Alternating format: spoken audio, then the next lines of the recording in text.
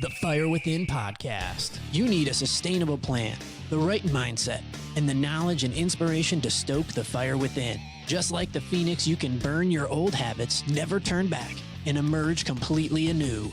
There are no shortcuts. Welcome, Fire Within Nation. This is the Fire Within podcast, where we talk about all things health, fitness, and nutrition related. I'm your host, Brandon, with my co-host, Joe. Hello.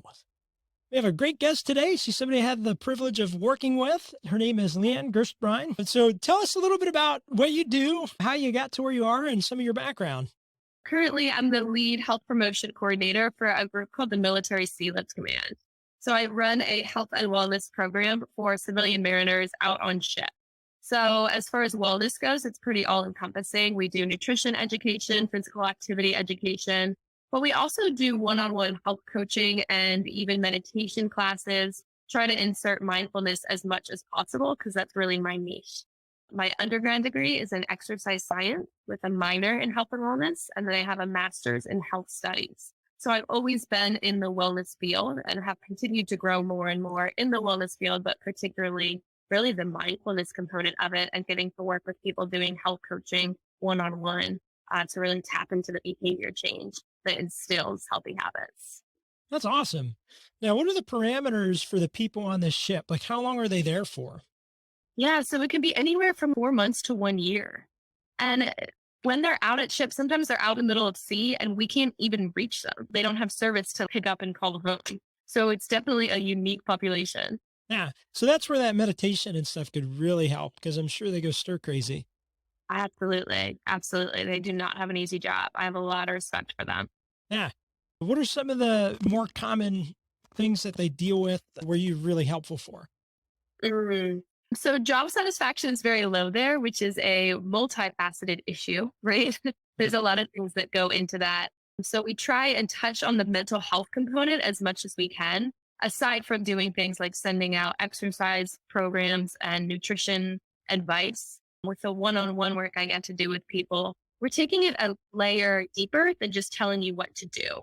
Because a lot of times we know what we should be doing, these guys included, we're just not always doing it. And that's where I come in, or a behavioral health coach really comes in. Yeah, to build that accountability in those small habits. If you just start working with someone on the ship and their job satisfaction is low and their health is poor, where do you start? At the basics. So they really do most of the talking. So when I'm meeting with them, they're sit down sessions and I ask them a lot of questions to hopefully get a good feel for where they're at in their health and wellness, and then where they would like to be. And then slowly we start to fill in that gap. And we do that by talking about the things that they're currently doing that are serving them or not serving their health and wellness, and the things that they know they could be doing to help them get to where they want to be. And then also the things that they are doing that are not serving them. So not only are we talking about instilling new healthy habits, we're also really working through removing these habits that are no longer serving us. Yeah, no, that's awesome. Now, do they also have equipment on the ship for working out or anything like that? Do they have a gym?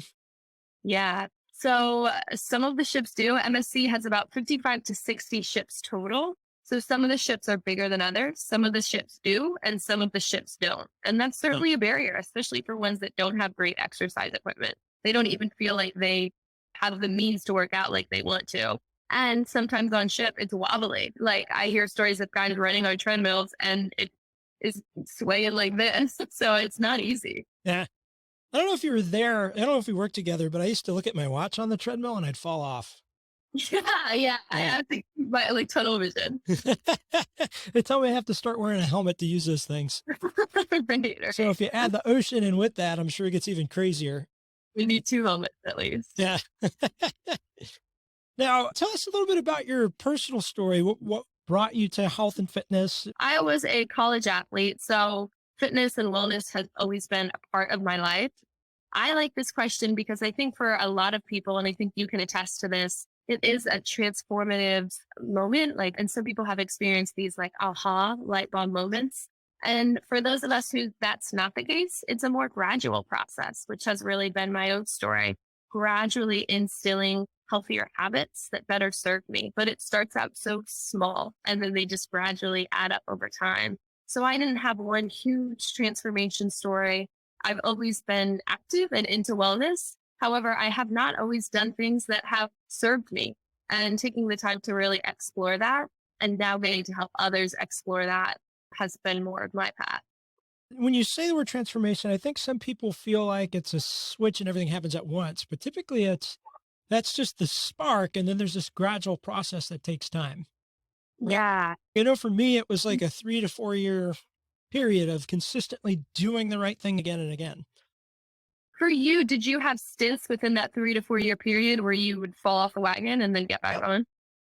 Oh, yeah, that would happen, especially around the holidays, or injuries could really plague people. And when I was going through that, I was a middle school and high school band director. So I didn't have an exercise background. I had no idea what I was doing, and ended up with knee surgery, piriformis issues, shin splints, metatarsal fractures, on and on. It was like every month. And that definitely made it difficult. The knee surgery really set me back. I probably put on 10 or 15 pounds because I was eating the same as when I was marathon training. And I didn't understand about the quality of food. I knew how to count calories. So it took a while to figure that out, but that injury forced me to become more aware of my nutrition and end up pursuing education in that. But certainly there's ups and downs. And then even this past year with my dad dying, I put on probably 15 pounds, and it's coming back off now. But between the travel, taking care of my mom, I spent a solid month in the car going from Cary, which is near Raleigh, back to Rocky Mount daily, checking on my mom, checking on my family. You eat what's there. There's no time to plan. And I think everybody goes through those periods. But in 10 years, I've kept most all the weight off with very subtle fluctuations. And there's seasons in your life. Right now, I'm in a hyper growth season of my business where I'm working crazy hours and I'm not prioritizing sleep at the moment, but that'll come. Normally I do, but I'm married now, and we're trying for a baby. And I know that there's a lot of health implications for not getting the rest and recovery I need. So it is a balancing act, but I'm going to push the envelope a little bit harder right now, get my business to where I want it for this next phase, and then I'll back off. So there's ups and downs for everybody, even a nutrition coach and personal trainer. Yes, it's so true. And I ask that because, and I think so much of what I do is exploring, like, those setbacks or whatever we want to call them are inevitable.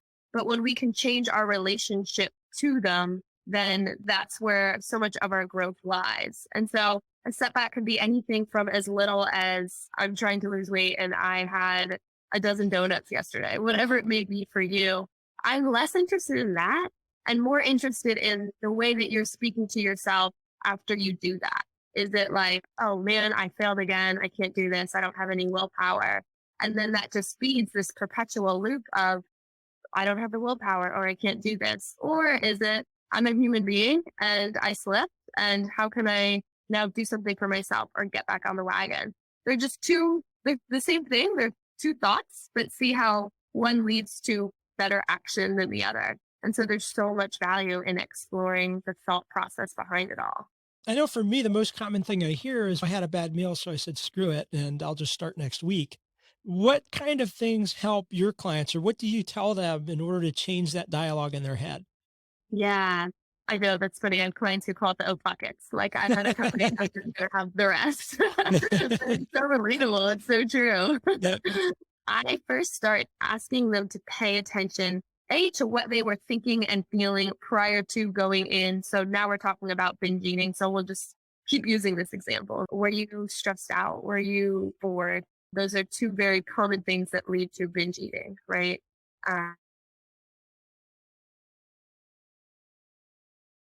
So we want to know, A, what's causing it, and then B, talk to me about what you're thinking after, how you feel after. Do you feel sluggish? Maybe you feel recharged. Maybe your body just really needed that.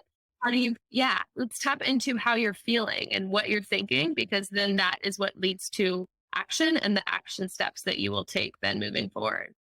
I'm curious with the guys and the women on the ships. Can they binge? There's not a Burger King on the ship. Like, it's a pretty controlled environment, isn't it? Or is it not? No, that's a good question. And a lot of guys and women lose weight on ship because they don't have access to Burger King. Not everyone has that experience, but a lot of them do because they're working long hours and they don't have the opportunity to just sit down and numb out in front of the TV all the time and eat. However, the food on ship, the quality isn't great. and their portion sizes aren't regulated. So they can always go back up for second, thirds, fourths, whatever that looks like for them. Todd Dining Hall at ECU. They had premium night and they had Cherry's Jubilee ice cream and all you can eat steak and shrimp. And it was just nuts. So I'd have 4 entrees in one sitting. It was insane.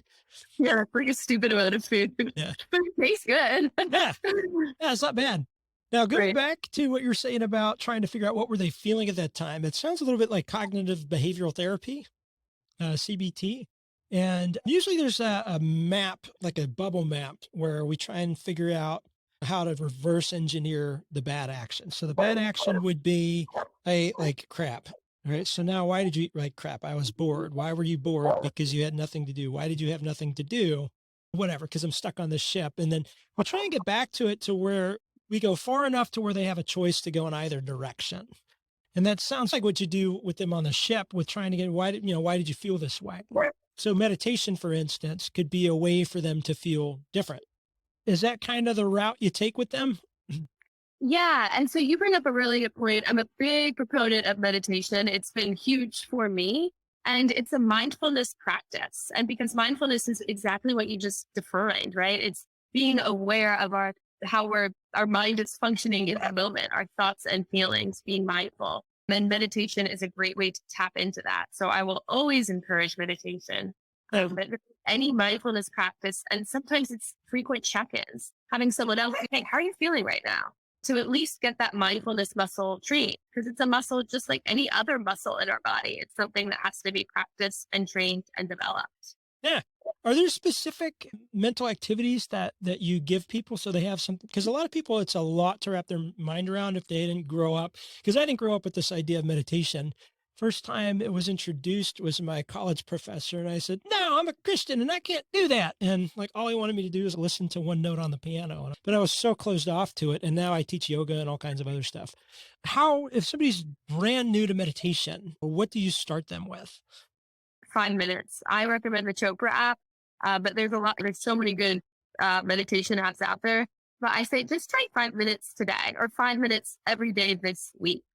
See if that works for you, And what are they doing with those 5 minutes? What are they supposed to be guiding themselves through? So I think the most common thing that I hear with people in meditation is like, I just can't get my brain to shut off. I'm not good at it. And even that, you're practicing mindfulness because you're being aware of, hey, I'm noticing my brain. I'm noticing that it's not stopping. One of my favorite meditation acronyms is EASY. So we're like easing into it. It's an acronym that I read in a book called Bliss More by Light Watkins, who is a meditation teacher. Acceptance, surrender, and yielding. And I skipped the E because I can't remember it off the top of my head right now. But it's that. It's just noticing when your mind is wandering and then bring it right back. And I'm not a meditation teacher, but I will always encourage meditation and always refer out. Yeah, I think the Headspace app does a good job too. And it actually has this animated video when you start it and all these thoughts it talks about being just cars passing on the highway. And you're just observing that the cars are there. And that's bringing some level of awareness. And that's a good place for some people. And I find breathing added with that seems to make a huge difference. Yeah, I just focusing on where you feel the breath coming in your body and where you feel the breath coming out of your body. Yeah, in through the nose, out through the butt, right, Joe? I haven't mastered that one. but no, and there's so many benefits because it oxygenates the bloodstream, which helps lower adrenaline and norepinephrine and all kinds of stressful hormones. So even some of my clients, if I can't get them to think about anything, usually I can give them some counting structures and some breathing, and it really does make a big difference. Not only that, but it helps separate us from our thoughts.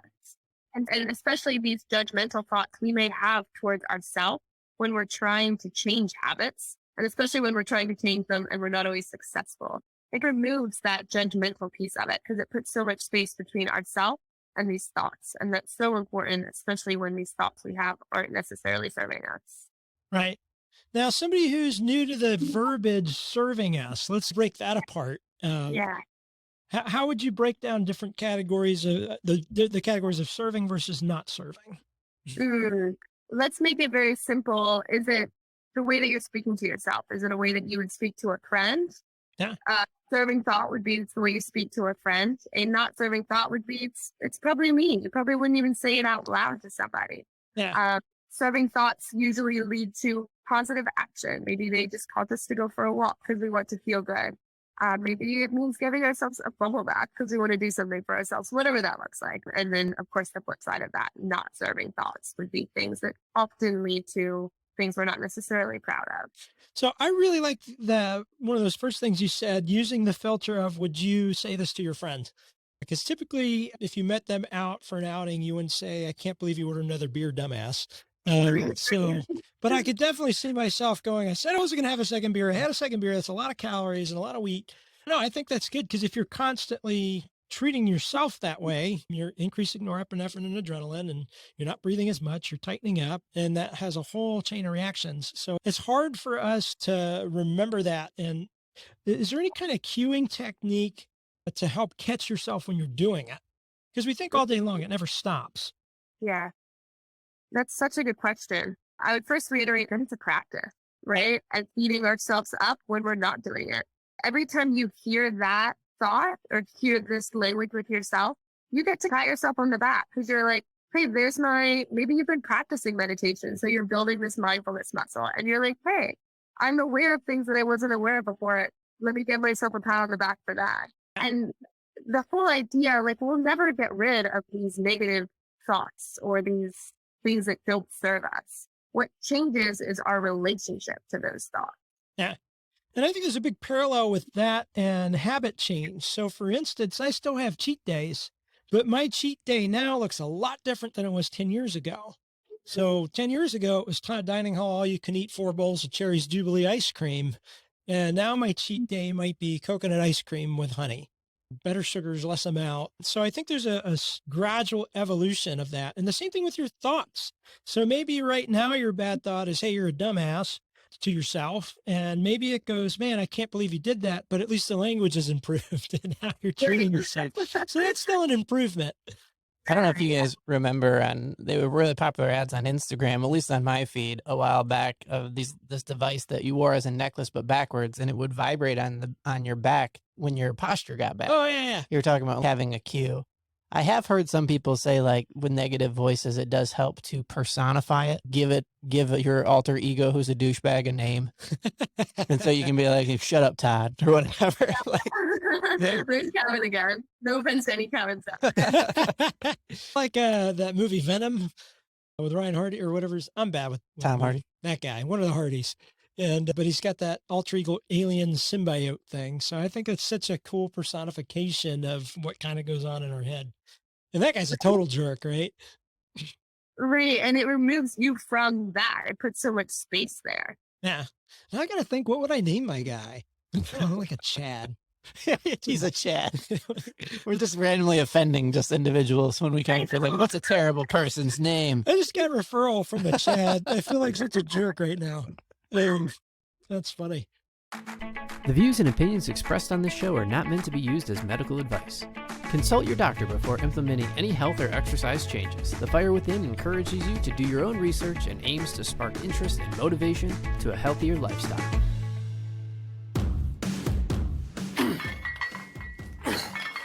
Have you ever felt like you were just throwing weights around like an idiot at the gym, hoping to see some results? Or after weeks or months of working out, notice that the scale just isn't moving? You wouldn't cook without a recipe. So why would you train or start a weight loss program like the Swedish chef randomly throwing ingredients into a pot? You need a sustainable plan that's science-based and attainable. Fire Within has worked with thousands of clients and helped them reach their goals. So visit firewithinnf.com today. Get yourself the free ebook. Read the testimonials and choose a service that works for you. Choose from services like one-on-one nutrition coaching, one-on-one personal training, and more. Again, that's firewithinnf.com.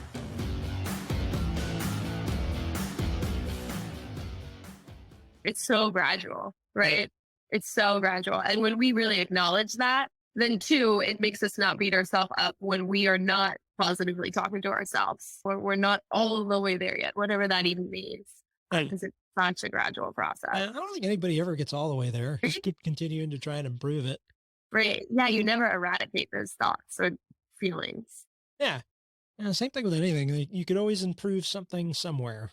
Right. And it's a never ending battle, but worth doing because your quality of life continually increases while you do it. Yeah. And it's not the intention to eradicate it. Like they're there for a reason. And as soon as we can just befriend them, then that's where I think a lot of people see really good positive change or a lot of growth. Now, that's a good point, and a good flip side of the coin. If we didn't have thoughts, negative thoughts, they're the kinds of things that goes, I probably shouldn't eat that mushroom. It could kill me. So if everything was happy, go, oh boy, let's eat this and let's jump off that cliff. It'll be fine. So they have their place. They're there to protect us. So I guess the challenge is, noticing when that balance is way off to where it's harming you more than it's helping you. Mm-hmm. An interesting paradigm there. Right. And almost any thought. So I'm going to use the relationship between temptation and empowerment. And I'm using this because I just was reading about this, a guy named Gary Zukav, but a really good correlation between temptation. So we'll go back to the binge eating. I really want to sit down and eat a whole pizza. Every time we feel a temptation, we might get frustrated with it. Oh, I feel this way again. I wish I didn't. But every time we don't give into it, it strengthens our empowerment muscle. Like I felt this temptation. I know that giving into this right now won't serve me. So I'm going to choose to not do it. Or I'm going to choose to do something else. And then gradually, every time we build that, we strengthen our own confidence. We strengthen our own level of empowerment with ourselves. Oh, that's a very good point. I never thought about it as that paradigm and feeding one grows because it's give and take. They're not going to stay stagnant. So you're either increasing one or while decreasing the other or vice versa. Now, do you have some anecdotes with your clients that have made really big changes, whether it be on the ship or in previous job applications? And then what were some of the challenges and what were the steps that you took them through to get them to where they were happy? I would say one of the biggest challenges is people, we get really gung ho. Oh, I want to change. I'm ready. So we want to jump right in and change everything all at once. Yeah. And also that's usually when it doesn't work. So on the flip side of that, the biggest success stories I've had are seeing people who are willing to implement patience. And most of the time that looks like people who are willing to commit to just one small change a week. Yeah. That's it. And that's all you have to focus on that week. It might be as little as meditating 5 minutes every day or drinking water first thing in the morning. It might be that little. It might not be, but it's so subjective because it's not a one size fits all approach. So no matter where you are on the spectrum, how far or close you feel from where you want to be, the people who always seem to be the most successful are the people who are willing to take it step by step, really little baby steps, break it down to build up not only positive change, but build up your confidence as you are gradually hitting these new goals. A lot of people look first for weight to change. And sometimes it takes a whole slew of habits before that needle even budges. What are some other metrics that you want your clients to see to help them know that they're advancing in the right direction? Yes. Their relationship with their mind, their relationship with their thoughts. Every time that they breathe themselves a little less than they maybe did a month ago. Every time that they accept that setbacks are part of the process and see them be so much kinder to themselves, which then results in them bouncing back way quicker because they're still interested in serving themselves. The language is no longer, I just don't have the willpower for this, or I'm just a failure. No, we all have setbacks. So let's really tap into how we're dealing with those. Now, on a more personal note, tell us a little bit about your personal exercise and nutrition routines, exercises you enjoy, how is it sustainable? And then do you have to fight with yourself sometimes to have motivation to do the right things? And how do you combat all that? Yeah, good question. So the exercise piece of that, fortunately, I've always been active. That's a piece that I don't struggle with. We'll get to the piece that I do, but things that work for me right now, a really consistent morning routine. Every time I'm home, first thing I do when I wake up is I meditate for 30 minutes and then I'll go for an hour-long walk and getting to be outside and I'll listen to a podcast or music, or sometimes it's just in silence, but starting out my day that way. And I love to walk. That's one of my favorite exercises, movement. Other things I enjoy as far as exercises, running, yoga. I like to dance. Sometimes my workout is just putting on music in my room for 20 minutes and dancing, but it's really being like, what do I feel like today? What is my body craving today? Yeah. Is it body weight exercises? And sometimes it's nothing. And I try to honor that as best as I can too. Yeah. Or an hour of Dippy Birds. Just kidding. My favorite. So if I dance, my wife tells me to stop because I'm scaring the children. That's awesome to hear from somebody who's a fitness expert, who's got a pretty healthy life. Because a lot of people think if they can't get to a gym and work with all this fancy equipment, if they're not doing squats and deadlifts and treadmill, then they're not exercising. So it's refreshing to hear that doesn't have to be your entire exercise output. And there's a lot of different options depending on your personality and what you like. Yeah. It's just finding what works for you. Yeah. Yeah. Now, how about the parts you're bad at? Yes. I love food. I totally get it. I get why people want to sit down and binge eat. And I still struggle with that. Yeah. Previously, like when things were going on in my world, want to just sit down in front of the TV and binge eat. And I had a day last week where I did that. So I still struggle with it. I get it. When I feel that temptation, I'm at the point now where I can check in with myself and be like, okay, what am I feeling? And sometimes I let myself be like, you know what? I want an hour to not think about anything and I'll get back to this. And other times it's no, I have the space to sit with this right now and let myself feel it. And that is hard to do in the moment, but in the long run, that's definitely always the more beneficial route. It helps me feel it and then move on from it. But I would say almost any food is my weakness. I love food. And so I get it. Yeah. You have a favorite cheat food? Oh, I mean, carbs. Like all of them. All of them all the time. All the carbs all the time. What's yours? Oh man, it changes a lot. I like cheesecake, and there's a restaurant in Holly Springs called Christo's Bistro. And whatever they're doing there, he makes this cheesecake and he puts crystallized sugar on top and creme brulee's the top. And it shouldn't be legal to serve that.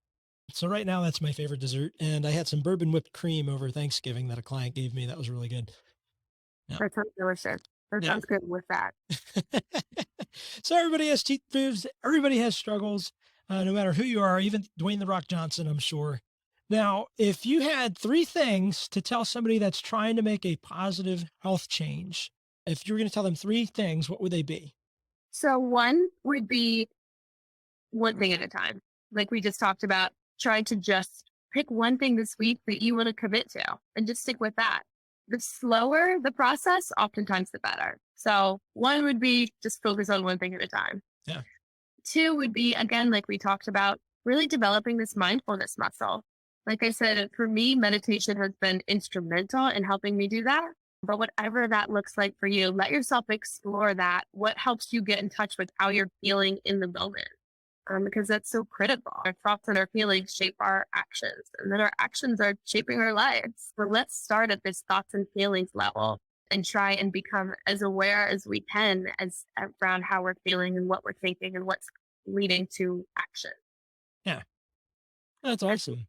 Then piggybacking off of that one for number 3, I would just say acceptance for the whole process, right? For all of these negative thoughts, accepting that they're part of the process too, because then when we're in full acceptance, when we're experiencing them, we're not judging ourselves for experiencing them. Yeah. I think one of my favorite graphics I've ever seen, I still pull out sometimes and show people, is here's what people think success looks like. And it's just a straight diagonal line upward. And then here's what success really looks like. It's a freaking roller coaster. But from point A to point B, its trajectory is still going up. Yeah. But it has tons of ups and downs. That's a great one. Yeah. Now, if people wanted to get in contact with you, learn more about the coaching services you offer, how would they find you? Yes. So on Instagram, Leighanne Gerstbrein, I can spell that out because it's long. LeighaneGerstbrein. Or if you are interested in behavioral health coaching, it's usually a 3-month process, and you can shoot me an email at leighealthcoaching@gmail.com. Awesome. And we'll have that in the show notes as well. We really appreciate you coming on the show, sharing your insight with our listeners, and I look forward to hearing from you in the future. Yes, I appreciate y'all, and thanks for having me. This was great. Thanks for tuning in today. I hope you got a lot of value out of today's episode. If you did, go check us out at firewithinnf.com. You can subscribe to our newsletters and make sure you never miss an episode or any other content. Also, be sure to follow us on social media.